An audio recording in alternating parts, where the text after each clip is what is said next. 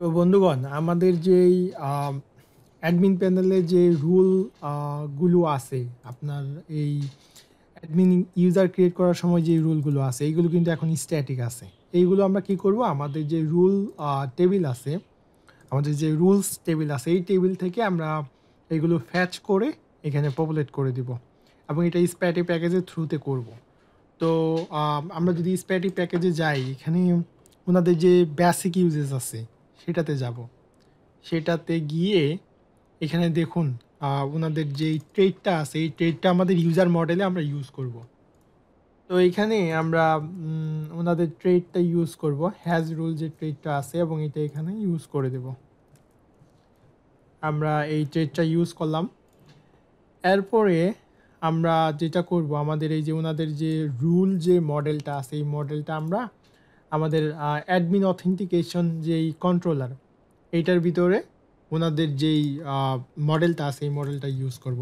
Rule মডেলটা use করে আমরা এখানে একটা কোয়েরি করব। কোয়েরি করে আমাদের এই ব্লেডে আমরা রুলগুলো করে দেবো। এই যে আমাদের যেই ইউজার ক্রিয়েট যে ব্লেডটা আছে, এই ব্লেডে আমরা রুলগুলো পাস করে দেবো।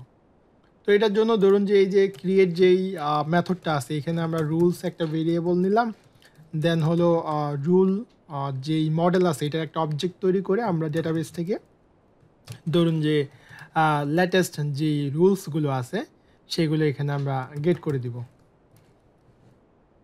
ওকে, এবং আমরা এখানে কম্প্যাক্ট করে এখান থেকে পাস করে দিই। এখানে ধরুন যে রুলস ভেরিয়েবলের ভিতরে এটা পাস করে দিলাম, এবং এই যে ব্লেডটা, আমাদের যে ব্লেডটা আছে, এই ব্লেডে গিয়ে আমরা এই যে সিলেক্ট রুল, এটা কিন্তু এখন স্ট্যাটিক আছে। আমরা এটা কি করতেছি, এটা রুল টেবিল থেকে আনবো, এবং যখন আমরা ইউজারটা ক্রিয়েট করবো, অ্যাডমিন ইউজারটা, তখন কি হবে, ইউজার টেবিলে এই যে রুল আইডিটা ডাইনামিক্যালি ইনসার্ট হবে। এই রুল আইডিটা হলো এই রুল টেবিলের যে প্রাইমারি কি আইডিটা, সেটা এই ইউজার টেবিলের রুল আইডি কলামে ইনসার্ট হবে। তো ধরুন এখানে আমরা একটা ফর ইচ করব। তো ফর ইচ করার জন্য আমরা যেটা করবো, এখানে একটা ফর ইচ লিখবো। ফর ইচে ধরুন রুলস অ্যাজ রুল, এবং এটাকে আমরা ইন ফর ইচ করে দেব। তো এখানে আমাদের ভ্যালুতে কি যাবে, ভ্যালুতে আমাদের আইডিটা যাবে, তাই না? প্রাইমারি যেই কিটা, আইডিটা, অটো ইনক্রিমেন্ট যে আইডি, সেটা যাবে, আর এখানে আমাদের যে রুলের নেমটা আছে সেই রুলের নেমটা আসবে। তো এটা হয়ে গেল। এখন যদি আমরা এটা রিফ্রেশ দেই, তাহলে আমাদের কিন্তু রুল টেবিল থেকে রুলগুলো এখানে চলে আসবে।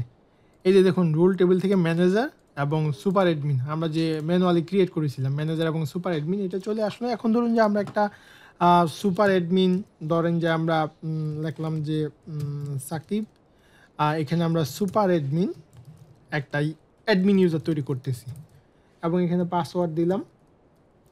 তারপরে আমরা এখান থেকে রুল চুজ করে দিলাম, ধরুন যে সুপার অ্যাডমিন রুল চুজ করে দিলাম। আমরা একটা অ্যাভাটার দিয়ে দিলাম, ধরুন যে এই অ্যাভাটারটা দিয়ে দিলাম, এবং এটাকে আমরা অ্যাক্টিভ করে দিলাম, ক্রিয়েট করে দিলাম। তো এখন ইউজার টেবিলে এই অ্যাডমিন ইউজারটা ক্রিয়েট হয়ে যাবে, এবং রুল টেবিল থেকে সে কিন্তু আইডিটা পেয়ে যাবে। এই যে রুল টেবিল থেকে 2 নাম্বার আইডিটা এখানে পেয়ে গেল, এবং রুল টেবিলের সুপার অ্যাডমিন যেই রুল, এই রুলের আইডিটা ছিল 2। তো আশা করি বুঝতে পারছেন যে আমরা কীভাবে অ্যাডমিন ইউজার ক্রিয়েট করার সময় তাকে রুল টেবিল থেকে রুল আইডিটা এখানে পাস করতেছি, এবং এই রুল আইডির কী থাকবে, এই রুল আইডিতে কিন্তু আমরা পরবর্তীতে পারমিশন অ্যাসাইন করব।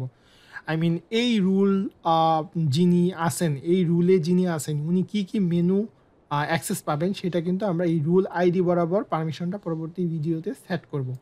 তো আশা করি বুঝতে পারছেন যে আমরা স্প্যাটি প্যাকেজ ইউজ করে কিভাবে এই যে রুল টেবিল থেকে রুলটা এনে আমরা ইউজার টেবিলে ইনসার্ট করে দিলাম।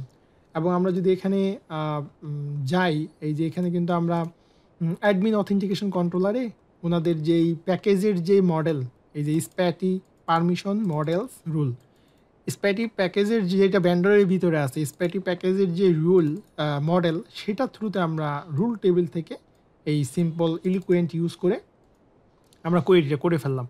তো আশা করি বুঝতে পারছেন যে কীভাবে রুলটা আনলাম এবং রুলটা ডেটাবেজে ইনসার্ট করলাম। Thank you.